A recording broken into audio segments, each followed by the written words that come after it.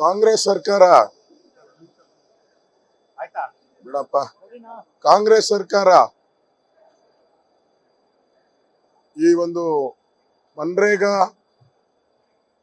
ಹೆಸರಲ್ಲಿ ಈಗ ಜಿ ಏನ್ ಬಂದಿದೆ ಅದರ ವಿರುದ್ಧವಾಗಿ ನಿರ್ಣಯವನ್ನ ವಿಧಾನಸಭೆಯಲ್ಲಿ ಮಾಡ್ತಾ ಇದ್ದಾರೆ. ವಿಧಾನಸಭೆಯಲ್ಲಿ ನಿರ್ಣಯ ಮಾಡ್ತಾ ಇರೋದೇ ಅಕ್ರಮ. ರೂಲ್ಸ್ ಪ್ರಕಾರ 7 ದಿನದ ನೋಟಿಸ್ ಕೊಡಬೇಕು, ಅದಾದ್ಮೇಲೆ ಅವ್ರು ಮಾಡಬೇಕಾಗಿತ್ತು. ಆದ್ರೆ ತರಾತುರಿಯಲ್ಲಿ ಇವತ್ತು ಈ ಜಿ ಬಿಲ್ಗೆ ವಿರುದ್ಧವಾಗಿ ಲೋಕಸಭೆಯಲ್ಲಿ ಪಾಸ್ ಆಗಿರುವಂತ ಬಿಲ್ಲು, ರಾಷ್ಟ್ರಪತಿ ಅಂಕಿತ ಆಗಿರೋ ಬಿಲ್ ಬಗ್ಗೆ ಇಲ್ಲ ಸಲ್ಲದ ಅಪಚಾರಗಳನ್ನ ವಿಧಾನಸಭೆ ಒಳಗಡೆ ಮಾಡಿದ್ದಾರೆ. ಒಂದು ಪ್ರಮುಖವಾಗಿ ರಾಜ್ಯದ 22, 23ನೇ 24ನೇ ಹಣಕಾಸು ವರ್ಷದಲ್ಲಿ ಈ ಕರ್ನಾಟಕ ಸರ್ಕಾರ ದುರುಪಯೋಗ ಮಾಡ್ಕೊಂಡಿರೋ ಪ್ರಕರಣಗಳು 31,624, ಒಟ್ಟು ಮೊತ್ತ 16,019 ಲಕ್ಷ ಕೋಟಿ ರೂಪಾಯಿ. 24-25ನೇ ಸಾಲಿನಲ್ಲಿ 20,742 ಪ್ರಕರಣಗಳಲ್ಲಿ ಹಣ ದುರುಪಯೋಗ ಮಾಡ್ಕೊಂಡಿದ್ದಾರೆ. ಒಟ್ಟು ಮೊತ್ತ 50,23 ಲಕ್ಷ. 25-26ನೇ ಸಾಲಿನಲ್ಲಿ ಒಟ್ಟು 18 ಲಕ್ಷದ 13 ಲಕ್ಷ 18 ಕೋಟಿ 13 ಲಕ್ಷ ಅವ್ಯವಹಾರಗಳನ್ನ ಮಾಡಿದ್ದಾರೆ. ಇದು ನಾನು ಹೇಳ್ತಾ ಇರೋದಲ್ಲ, ಪಂಚಾಯತ್ ರಾಜ್ಯದ ಗ್ರಾಮೀಣ ಇಲಾಖೆ ನಡೆಸಿರುವ ಸಾಮಾಜಿಕ ಸಮೀಕ್ಷೆಯಲ್ಲಿ ಬಂದಿರತಕ್ಕಂಥ ವರದಿ ಇದು. ಅಂದ್ರೆ ಹಣಕಾಸಿನ ದುರುಪಯೋಗ, ಸ್ವಜನ ಪಕ್ಷಪಾತ, ಮಾರ್ಗಸೂಚಿ ಉಲ್ಲಂಘನೆ, ಬೋಗಸ್ ಬಿಲ್ಲು,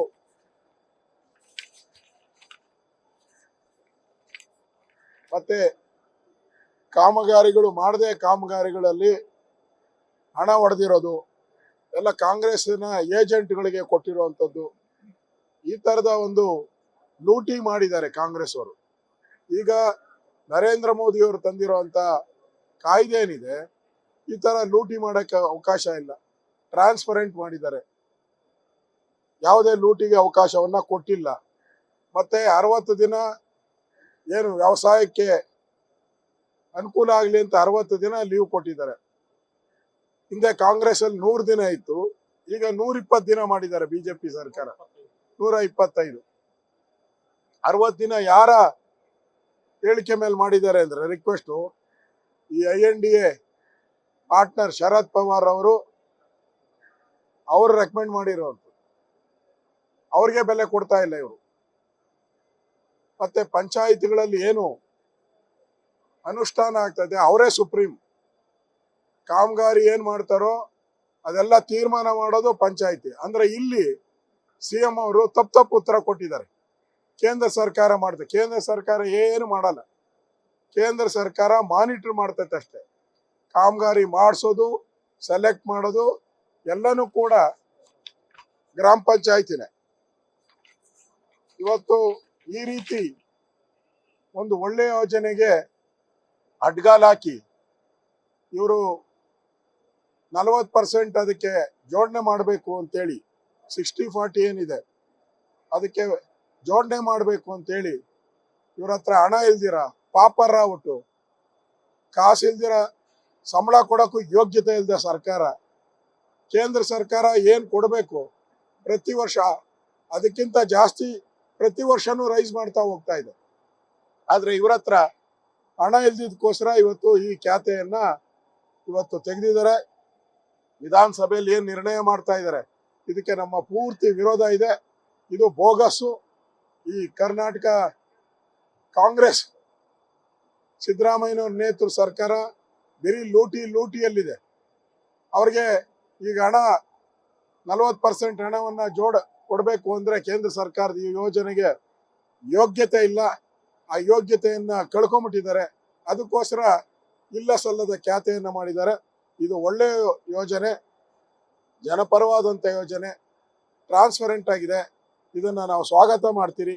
ಮತ್ತು ಇಲ್ಲಿ ನಿರ್ಣಯ ತಂದಿದ್ದಾರೆ, ಅದಕ್ಕೆ ನಾವು ವಿರೋಧವನ್ನ ನಾವು ಮಾಡ್ತಾ ಇದ್ವಿ. ನರೇಗಾ ಹೆಸರು ಬದಲಾವಣೆ ಮಾಡಿರುವಂತಹ ವಿಚಾರವನ್ನ ವಿರೋಧಿಸಬೇಕು ಅಂತಲೇ ವಿಶೇಷವಾದಂತಹ ಅಧಿವೇಶನವನ್ನ ಕರೆದರು. ಒಂದು ನಿರ್ಣಯ ಪಾಸ್ ಮಾಡಬಹುದು ಇವರು ಕೇಂದ್ರ ಸರ್ಕಾರದ ಈ ಒಂದು ಕ್ರಮದ ವಿರುದ್ಧ. ಇದು ಒಂದಾಗ್ಬೋದಷ್ಟೇ, ಅದು ಬಿಟ್ರೆ ಬೇರೆ ಇನ್ನೇನಾದ್ರು. ನರೇಗಾ ಏನಿದೆ, ಇವರು ಹೆಸರಿಟ್ಟಿದ್ದಕ್ಕೆ ಮುಂಚೆ ಮನಮೋಹನ್ ಸಿಂಗ್ ಅವರು ಹೆಸರಿಟ್ಟಿದ್ದು, ಅದರಿಂದ ನೆಹರು ಅಂತ ಇದ್ದಿದ್ರು. ಯಾರ ಅಪ್ಪನ ಕೇಳಿ ಇಟ್ಟಿದ್ರು? ದೇಶದ ಜನರ ಹೆಸರು ಕೇಳಿ ಇಟ್ಟ. ಅದರಿಂದ ಒಟ್ಟು 22 ಹೆಸರುಗಳಿದೆ. 1960ನೇ ಇಸ್ವಿಯಿಂದ ಮಹಾರಾಷ್ಟ್ರದಲ್ಲಿ ಪ್ರಾರಂಭ ಆಯಿತು.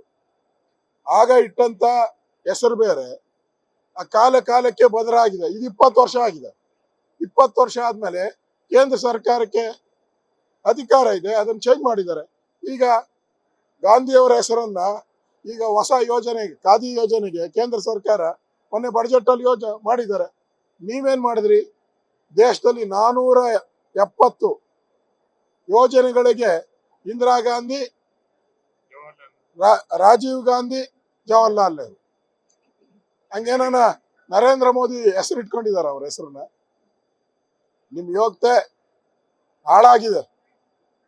ಈ ನಕಲಿ ಗಾಂಧಿಗಳು ಜಾಸ್ತಿ ಆಗಿದ್ದಾರೆ. ಅದಕ್ಕೆ ಅವ್ರ ಮೇಲೆ ಪ್ರೀತಿ ಅಷ್ಟೇ. ಅದರಿಂದ ಗಾಂಧೀಜಿಗೆ ಹೈಯೆಸ್ಟ್ ಗೌರವವನ್ನ ಕೊಟ್ಟಿದ್ದಾರೆ. ಅಬಕಾರಿ ಇಲಾಖೆಯ ಭ್ರಷ್ಟಾಚಾರ ಕೂಡ ಹೋರಾಟ ಮಾಡ್ತಿದ್ದೀರಿ, ಅಹೋರಾತ್ರಿ ಧರಣಿ ಕೂಡ ಆಯ್ತು, ಈಗಲೂ ನೀವು ಧರಣಿಯಲ್ಲಿದ್ದೀರಿ. ಅವರು ನಿಮ್ಮ ಧರಣಿಗೆ, ಪ್ರತಿಭಟನೆಗೆ ಯಾವುದೇ ಬೆಲೆ ಕೊಡ್ತಿಲ್ಲ, ಸದನ ಅದರ ಪಾಡಿಗೆ ಅದು ಹೋಗ್ತಿದೆ. ಇದು ಲಾಜಿಕಲ್ ಏನು ಅಂತ ಇದೆ ನೋಡ್ರಿ. ಸರ್ಕಾರ ದುಡ್ಡು ಹೊಡೆದಿರೋದು ನಿಜ ಹುಟ್ಟಿದೆ, 6,000 ಕೋಟಿ. ಅದನ್ನ ನಡೆಸ್ತಾ ಇದ್ದಾರೆ ಅಷ್ಟೇ. ಮಾನ ಮರ್ಯಾದೆ ಇದ್ದಿದ್ರೆ ರಾಜೀನಾಮೆ ತಗೊಬೇಕಾಯ್ತು. ಇದರಲ್ಲಿ ಮುಖ್ಯಮಂತ್ರಿ ಪಾಲಿರೋದ್ರಿಂದ ರಾಜೀನಾಮೆ ತಗೊಂತ ಇಲ್ಲ ಅಷ್ಟೇ. ಹಿಂದೆ ಈಶ್ವರಪ್ಪಂದಾದಾಗ ರಾಜೀನಾಮೆ ಕೊಡ್ಲಿಲ್ವಾ? ಲಕ್ಷ್ಮಣ್ ಸವದಿ ಆ ತರದೆಲ್ಲ ಆದಾಗ 3 ಜನ ಸಚಿವರು ರಾಜೀನಾಮೆ ಕೊಟ್ಟರು. ನ್ಯೂಸ್ ಫಸ್ಟ್, ನಿರ್ಭೀತಿಯಿಂದ ನಿಮ್ಮ ಪರವಾಗಿ.